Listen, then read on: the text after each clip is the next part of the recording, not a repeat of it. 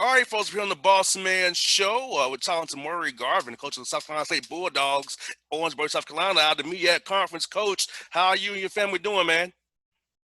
Now, we're doing good. We're hanging in there. COVID has given us all a little bit of extra time, just like you were talking about with our families. And, I've definitely taken advantage of that. But, my daughter's back to school, even though it's virtually and it's online. My oldest daughter is a junior at Florida State. So she's in Tallahassee. And my wife, she teaches here in the local school district, and they have to be in the building even though the students aren't back. So it's almost back to normal, whatever that new normal may be. Now, Coach, let me ask you this. I know around my birthday was March 11th, and it was everything kind of went crazy. And I know you was probably in Norfolk at the MEAC tournament. So how was that for you and your team, with that going down, trying to play to get into the NCAA tournament, all of a sudden everything gets canceled. How was that for you and your team? Well, it affected us a little bit different, boss. We had just lost the night before, that the tournament was canceled. There wasn't even any rumors the night that we played that the tournament could possibly be canceled. So our team was actually already on their way back to South Carolina. Now, this is how it kind of changed things up for us. We were on spring break. Oh, wow. Okay. I haven't seen my team since before spring break. Wow. Visually, because once COVID hit, we extended spring break, so they ended up not coming back. And then we canceled the remainder of the semester. So I haven't seen my basketball team since that night in the locker room at the MEAC tournament. And that's not the way that you want to leave things. So we're looking now at September, and I still haven't laid eyes on my guys yet. And how tough has that been for you as a coach? And you were probably their father figure for a lot of those guys. You're like their second dad almost. And some of them their actual dad because who you are to them and their stature. So how's it been trying to keep them motivated, keep them engaged with the schoolwork, and get them from being on campus, being a virtual learner, and kind of keep their hopes up and their morale together? Because, this whole thing has hit us all differently. And how's it just been for you and your guys? Well, yeah, a lot of prayer, man. A lot of prayer, a lot of Zoom meetings, a lot of group meet text messages, a lot of individual phone calls. You got to do whatever you have to do right now. Our athletes here at South Carolina State, they're not scheduled to come back to campus until September the 17th. So we're about a week and a half, almost 2 weeks away from having them back on campus. And, that will be an adjustment once they get here. With all the protocols that you have in place and how you have to basically ease back into physical activity. So, the thing about it and what gives me comfort is everybody's dealing with it. There's no certain way. If you talk to 10 coaches, like you probably have, there's probably 8 different ways that they're managing this. Most definitely. But the number one thing, it's got to be communication. You have to communicate. You got that right, Coach. And I know with those guys being back home, you probably want to get them keep them some kind of shape, but you can't really. Everybody is different, home set up differently. So how'd you and your strength coach go about trying to get those guys different workouts, keep them kind of quasi in shape when you none might have a bed to get to a hoop, or you may not get to a gym? Or how was that for you guys trying to keep the guys somewhat in some kind of basketball rhythm when trying to get them back here in a couple of weeks here? Well, you stress it all the time over Zoom that you need to be doing something. Our strength coach is outstanding. He's got them on a regimen. They got to log in, and he holds them accountable for the work that they do weekly. But something that has also transpired is the fact that you're back in classes now. Okay. See, before classes started, you had more of an open schedule. So now you got to manage your class schedule, your workout schedule, your strength and your conditioning schedule. And now it's almost like you're a college athlete, what you would normally deal with without the structure that you would normally have. So I know I'm not getting my hopes up too high. I know that when they walk in here, we're going to have some work to do. And who knows what that window of opportunity will be, because the decision hadn't been made if we're going to scoot our season back. I think it's common knowledge that our season may be delayed by a couple of weeks, maybe. You know, the NCAA has put out a couple of different proposals. From what I'm hearing, you know, it looks like we may end up starting November the 25th, you know, which is a 2-week delay, but it will help programs like myself because our team hadn't been on campus. You got that right, and I feel like I'm also worried about you guys, coach, because I know in the MEAC, the SWAC, smaller D1 conference, you have to play guarantee games, and those are tricky. And those contracts, I've seen some of them from the higher majors because I know some of the coaches. They're not pretty for you guys with the whole, hey, if we have fans, it's this, if we don't, it's this. So raising money for the university, which you have to do, men's basketball, football, and women's basketball, the revenue sports in front of everybody else. How's it been trying to schedule games to get stuff going? Because you don't really know if you have a non-conference schedule based on, like you said, it getting pushed back to Thanksgiving and maybe beyond, depending on where states are. Right. You know, so the contracts this year have what they call a COVID clause. Okay. You know, if something happens with COVID, this is what we do. This is what we'll be liable for. This is what we won't be liable for. How many times are your athletes being tested prior to the day of competition? I mean, there's a lot of stipulations in these contracts this year. And it's something, until you know an answer, you don't know necessarily how to handle that, you know. So all that we can do as a staff is try to get out in front and communicate with teams that may have to cancel and reshuffle their schedule. We've already touched base with some programs saying, hey, if we're delayed 2 weeks, we may lose 2 or 3 games, you know, we'd be interested in scheduling with you. And that's really all you can do for right now, is just reach out to programs and tell them you'd be interested in, if our schedule has to be reshuffled, that we'd like to get in the picture with them. The guarantee money, man, that is something that's going to change the landscape of college athletics, period. You know, everybody knows that opening weekend, you know, some teams would bring in close to $100,000 in guarantee games just in that one weekend. You know, that opening night, November the 10th, you know, which is in the middle of the week now. But those are major paydays for a lot of programs. And if you lose that date, I don't believe that you're going to be able to recoup that money later in the season. It's just not going to be there. For one, if schools are not allowing fans to come to games, you know, that's a major part of their revenue. So if you have no fans, it's going to be hard to recoup that money. So it's going to be an interesting time to see how programs our level adapt to really what the new normal is as far as guarantee games and the availability of them. Now I'm sensitive to it, Coach. You know, I went to Tennessee State. You was in the OVC. You were in East Kentucky. You know how he's in OVC. Tennessee State makes money off the football team. No classics to play this year. And then, you know, made no guarantee games. So I know how the resources were in my university, how they tight they were. I know how it is in the MEAC comes for certain schools. So I'm worried for you guys because it's just that big unknown. And I know from being in HBCU that it's needed to cover everything else for everybody else. That's the part that really scares me. Right. And, you know, and that's why I'm happy that a lot of conferences have reintroduced football in the spring.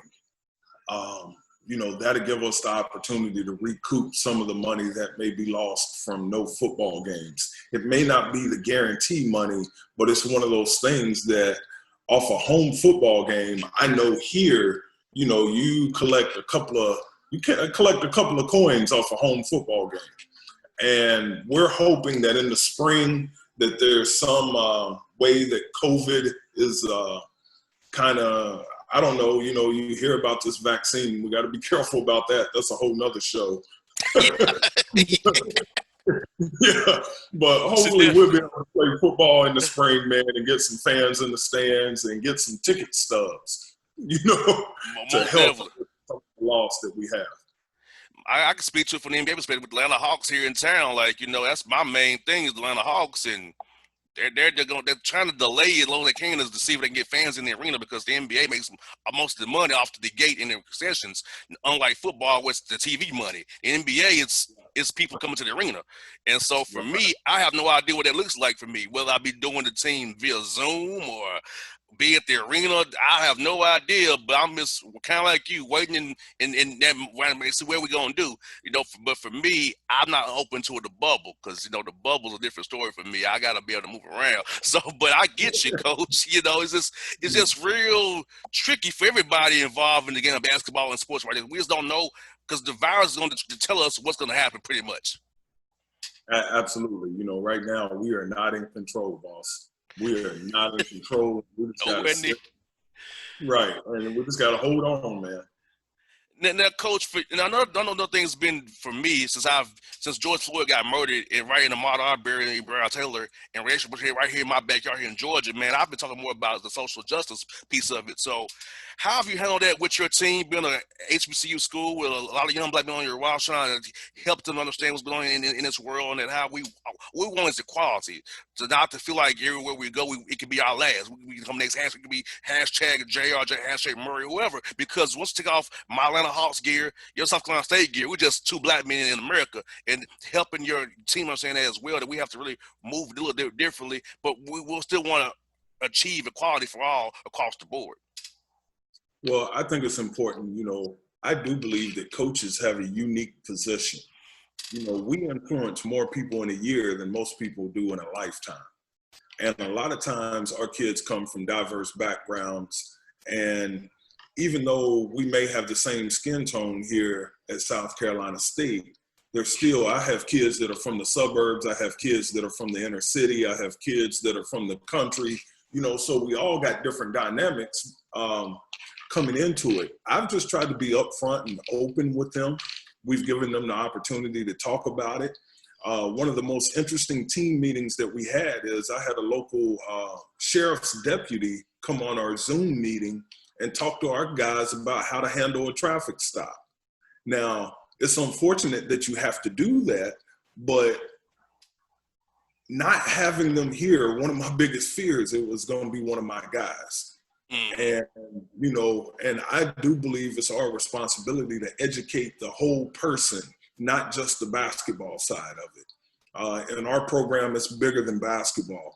And we have to be upfront. We have to be honest. We have to have real conversations. And I tell them, grown men have tough conversations. And if we don't have those tough conversations, I'm not sharpening them for life after basketball and life after South Carolina State. So with those social injustices, man, I'm in conversation about it every day because this is something that really, really affects me, and it inspires me to do more, not only in my community, but in my own household, with my basketball program, and with friends and family as well. And something that I don't want us to miss is while we're caught up on the murder and the espionage and what our government isn't doing and the voting, we can't miss that there's still 134 federal judges that's been appointed, and none of them are people of color.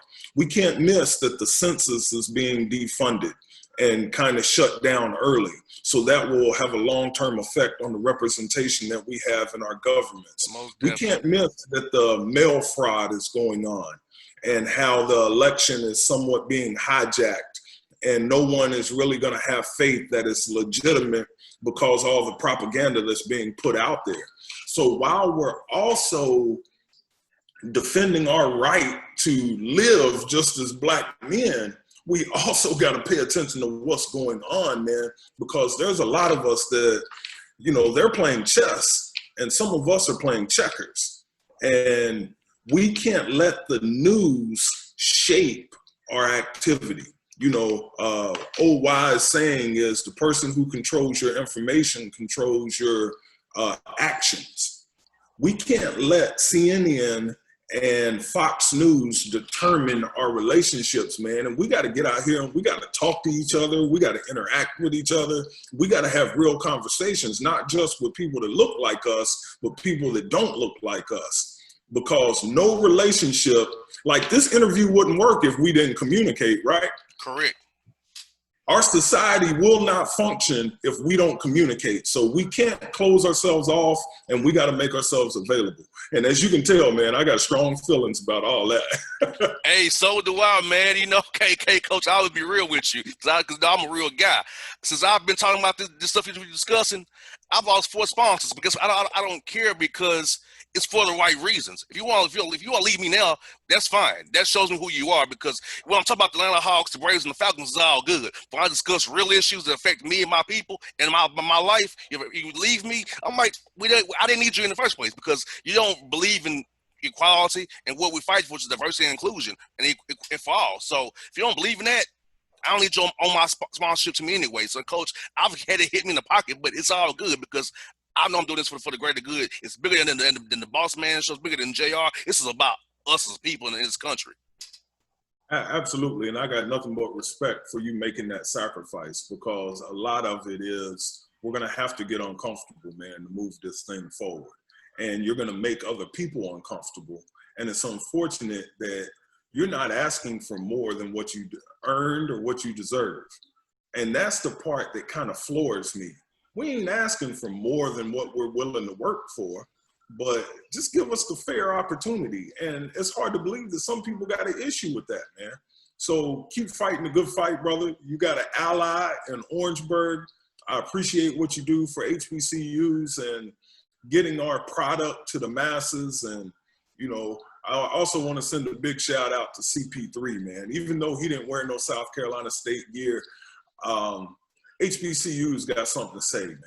And we're out here producing more doctors, lawyers, and engineers and attorneys and you name it, judges, generals, and a lot of people don't know our story. And I'm really blessed to be here at South Carolina State. And we're going to keep pushing the envelope, man, and we look forward to a fantastic basketball season, however it may look. Exactly. You know what, Coach? It was great to see Robert Covington from my school, TSU, Tennessee State University, out there playing against CP3.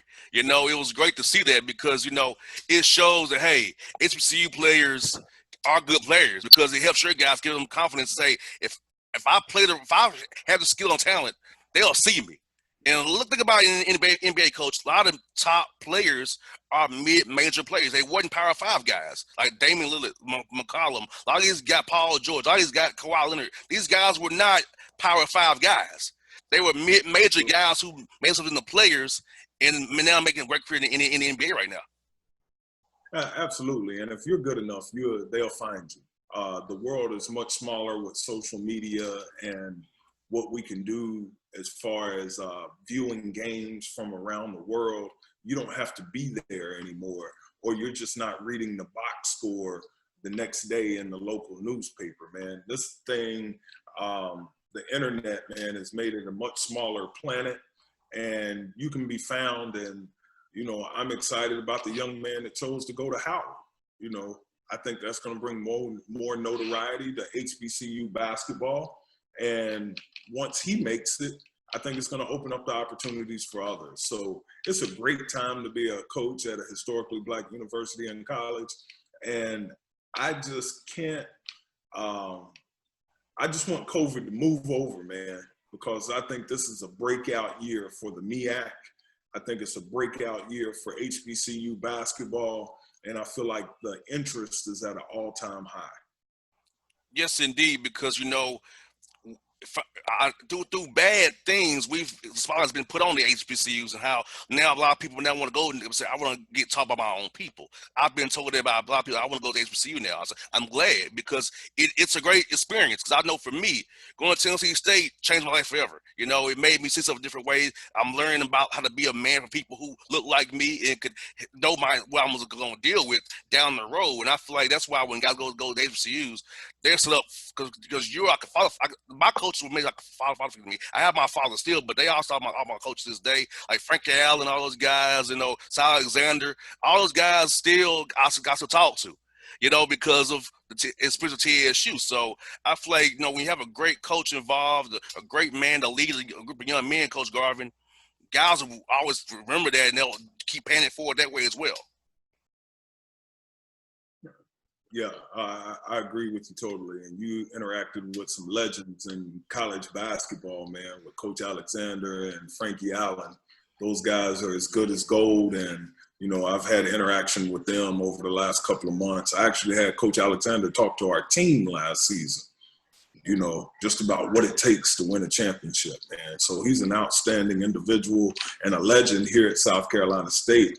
So, we always got to tap into those resources. Again, a coach influences more people in 1 year than most people do in a lifetime, man. And you know this as well as I do. A young man or a young lady involved in athletics will go home to their mom and dad, who is fed, clothed, and gave them shelter, and share these two words: Coach said. Yes, yes, indeed. I'll never forget, man. My oldest daughter, she was playing volleyball, and she came in, and I was trying to tell her something she needed to do, and she uttered those words back to me. She said, "Coach said," and I was like, "Whoa." So we as coaches got to take responsibility for what we've been blessed to do, and that's to lead the next generation. And right now, it's an important time for coaches to step up and realize this thing is bigger than basketball. And the next generation is supposed to benefit from me and you being here. And that's what I'm dead set on doing. And in the meantime, we're going to win some basketball games, man. We're going to do what we hired to do, but we can't forget about our true purpose. And it was funny because I know Will Jones at A&T. I knew him as a GA at TSU on the coach side. It's like seeing him now in the MEAC now. I know going to the Big South, but he's at A&T. I'm like, I knew him when he was a GA. So just seeing guys I've known, and Penny Collins, another guy who I've known for years, now the coach at Tennessee State. So it's like seeing guys who are in my age group who I've known for years get jobs coaches. It just tells me what this business can be for a lot of guys in our position. Yeah, I'm really happy for Will. I cheer for him about 362 nights out of the year. I hear that. I hear that. I hear that. I get you on that. Yeah, I'm for him about 362 nights out of the year, man. So, I'm happy for those guys, and Penny Collins, the outstanding job and how he's growing Tennessee State basketball. I watch from afar of what they're doing. And again, this thing is about to explode. And, I hope that we're able to get back to the season and get some cameras in our gym and, ESPN come in and, look at the rivalry games again. They get Howard on TV. They get South Carolina State on TV, A&T and Central and Norfolk State and all the other teams in the MEAC, man. Well, we got something to say, man. I feel like Andre 3000 at the Source Awards. HBCUs got something to say, man. Yes, indeed. Hey, and yeah. I'm gonna be pushing it for you, Coach. I'm an HBCU grad, as I told you, so I'm gonna be pushing and banging the horn for you guys as well, because you all need the coverage now, and I cover you all for the right reason, not because something bad happens. That probably gets me too, Coach. I ain't gonna cover HBCU when something bad happens or something's not going right. So no, I want to cover you for the right reasons, give you your platform for a positive reason, not because clean up some mess after some supposedly it went down and they don't want to report on. Right. And we appreciate that. And we know who those guys are that do that for the wrong reasons. And, man, if it's righteous, it's going to always come through. Good always overcomes evil. So I'm full right now, Jay. I'm full, man. My faith is stronger than it's ever been, and I'm excited, man. And again, I thank you for the opportunity to share with you and the show, to talk about some of my guys, maybe, if you want to get into that.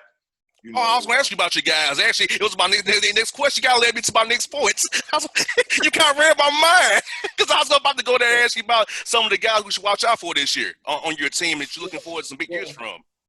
Right. Well, I'm really excited about our team. Now, we did graduate a lot of guys, man. We graduated a lot of players: Damani Applewhite, Ian Kynard, Zante Fields, Deshaunbay Riley, Zach Sellers. We graduated about 7 seniors, and 5 or 6 of them were in our top echelon on our roster. So this year we got a lot of new guys. This is now, I don't know if you've heard this from other coaches, man, but with COVID, we didn't have to go as far. I mean, we couldn't go. We couldn't go. So, man, we've signed kids from California. I got a kid from Canada coming in here. I got a kid from Miami, 2 kids from South Florida. Matter of fact, 3 kids from South Florida. So we kind of spread our wings with our recruiting effort, and we went after the best possible players from all across the country, and I guess in North America. We got a 6'10" kid named Majak Madal that is coming from Saskatchewan, Canada, by way of Frank Phillips Junior College. That was an all-conference player out there. Another kid coming from Oakley, California, Pittsburgh, California, by the name of Brandon Manning, that averaged about 20 points a game in junior college out there. We got a big man, 6'10", coming from Miami, Florida, by way of Cuba, named Sebastian Guillotin. You know, we have the North Carolina high school leading scorer in 1920, averaged 35 points a game in high school, and then went to Moravian Prep, another young man named Themis Folks that we're really excited about coming into the program. And then we got a few returners, you know, a few returners that are coming back that we look to step into a more prominent role. So I'm excited about our roster. You know, again, we just got to get by COVID. Right now, our top defender, man, the defensive player of the year is COVID-19. You got that right. And I was going to ask you about the virtual recruiting. Is that something you're going to keep doing? I know you want to probably see guys face to face, but I think helping you, I don't think about this from a financial perspective, but budgetary wise, it helps you to get on Zoom and show a guy the campus via a Zoom tour, you know, talk to him about the campus so you can really spread your wings with via the Zoom now. You don't really have to fly out there or have them fly. Yeah. Come on and visit with really interested to come on and visit. So you think you still use Zoom going forward, Coach Garvin, to kind of get guys to come in there? I think it's going to be here for at least the next year, Coach. You know, I think it's going to be here for the next year. We already got a commitment from another kid out in California for 2021, and he didn't visit. We did a virtual visit. We had an in-home visit on Zoom, and we had his coaches on Zoom, his mom, his aunt, his family. We put a video together to show him South Carolina State. You know, again, the internet has made this world a smaller place. And, you know, it comes down to personalities anyway. Most definitely. The mom was comfortable with my philosophy and my coaching staff. I was comfortable with her upbringing of her son and his talent level. So, you know, it's real about these kids having a higher interest in HBCUs, especially out in California. You know, they are dying to get to HBCUs in the South, man.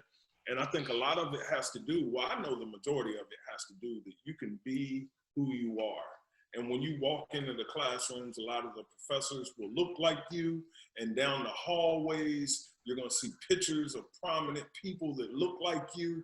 And that's empowering. You know, when you're in an accounting class and all the 35 other students are students of color, you know what I mean? People of color, and you're comfortable in that environment. So I think the interest level is at an all-time high. And once we get these guys in here, you know, I don't see it going nowhere. I really don't. I really don't. So. Yeah, your guys are going to love Orangeburg because I've been there a couple of times, so I know how it is up there, man. Like, you know, I love the college town, HBCU towns, man, because it's just so, like, you feel like you're at home.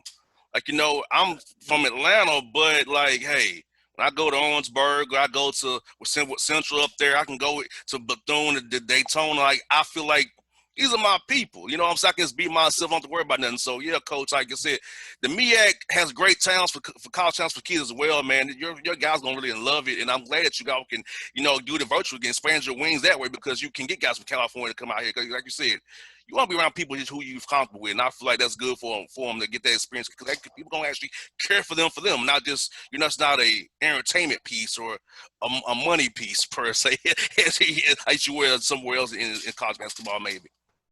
Absolutely.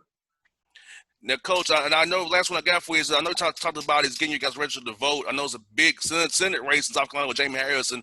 I know it has to make you and your school feel good knowing that a guy like Jamie Harrison with humble upbringing is running for that Senate seat out there, and then maybe enact some change with him as well, Coach. Oh, absolutely. It's a shift in the atmosphere, and we're excited about it. You saw at the Democratic convention, Jimmy Harris actually gave the nomination to Biden on our campus. Oh, wow. North Carolina State, man. I got a picture that I'm hoping, that those guys are successful, because I got a picture with my youngest daughter and Kamala Harris, because when she was running for president, all the politicians come through here, man. All of them. Barack Obama's been here. All of them come through, and all of them come through South Carolina State. As you know, the majority whip, Jim Clyburn, is an SC State graduate. He's one of the highest ranking officials in the Democratic Party. So this is a hub that come election time, man, everybody comes through. And, we're going to take November the 3rd off. And we're already, I think we're at about 90% registered to vote on our team. We got a deadline coming up that everyone has to be registered to vote by the time they get here in mid-September, and they also have to know their process to vote absentee, since they will be out of town during the election. Guys in California ain't gonna be able to go back to California, and my guys from South Florida, they're gonna be here in Orangeburg. So we've challenged them to understand the process of what they need to do, and we're gonna actually vote as a basketball team, and we're pushing for 100% participation there, because this election is crucial. I told them, I really don't care who you vote for. That's not my business, but you need to participate in the process. And that's what we're really pushing for. I'm doing the same thing here, Coach. Here in Georgia, we have an issue with voter suppression here in Georgia. Probably some kind of same kind of thing that goes on in South Carolina as well. And I'm like, look, if you just look at our governor and suing our mayor over a mask mandate, I should tell you know about what you need to do. Because, I have asthma. I have elderly, my dad and my uncle in my home. So I'm not trying to kill them either, So it's like we need to definitely take it serious, because local elections matter. Not just a federal, but local is really going to affect you every day in the state. So we got to really hone in on. I'm trying to use that as much well, Coach, and I'll try to get my 501c4 together so I can get that going. So I want to definitely use my platform in that way, is to help all people. So Coach, I'm trying my best every way I can to make sure that I can, in that goodness in this world, make the world a better place, using what the Lord has blessed me with, and keep on blessing people as well for what He's blessed me with the platform of this show and beyond. Absolutely. Well, I got nothing but respect for that, and that's what we got to continue to do as men, point blank, period. I don't want to go too biblical on you, but I will tell you this. We're all familiar with the story of Adam and Eve in the garden when that fruit was ate, right? Mm-hmm. Genesis 3:9, the good Lord said, Adam, where are you? I truly believe right now he's saying, Adam, where are you? And he's talking about men. Men got to step up and take responsibility for what's going down in the garden. So, that's my scripture for today. Hey, we need it. Hey, look here. We're all about it over here, man. We need all the encouragement we can get from the good book, Coach, because I tell you, it can help us in our road we have ahead for sure, Coach. Yeah. And again, I thank you for the opportunity to share with your show and with your listeners. And I'm always a phone call or DM away, and we can get together anytime. And I look forward to coming back in the near future. Well, Coach, I'll tell you what, I hope that I can get up there real soon, man, and see you guys. Or if you're in Atlanta recruiting, if you get on the road, let me know. I'll make time for you for sure, Coach. I got you back, man. Okay, I appreciate it, man. Be safe out there. Thank you. Folks, it's Murray Garvin here on the Bossman Show, people. Great interview with Coach right there.